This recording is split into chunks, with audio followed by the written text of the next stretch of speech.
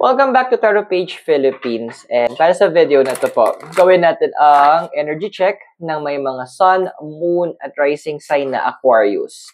Kung bago po ako sa channel, please subscribe, like, and share. And remember na yung readings, they're for guidance purposes. Use your free will wisely. Gamit natin the Enchanted Map. So ano bang message kayo, Aqua? Mga nicknames na kayo. So we have here is number 51, Moonlight.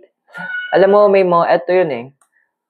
Akala ng mga tao kasi pag Aquarius, Aquarius, so tubig. So, no, you're an air element. Correct natin yun, ha? And being isang air element, andoon na mas in tune ka sa intellect or sa mind mo. Kasi that's what the air represents. Pero ito na yung moment na pinapala sa'yo ng card, medyo makinig ka ngayon sa emotions mo.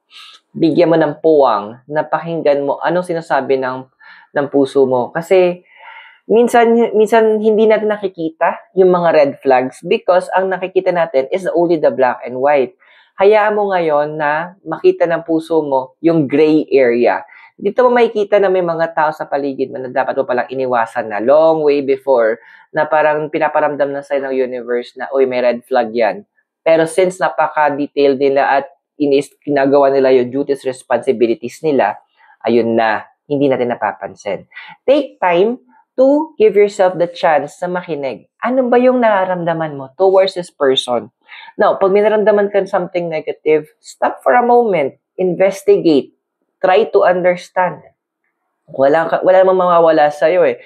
And at the end of the day, most of those na ma-invest, yung mga naramdaman mong red flag, marami sa kanila, mapapatunayan mong tama.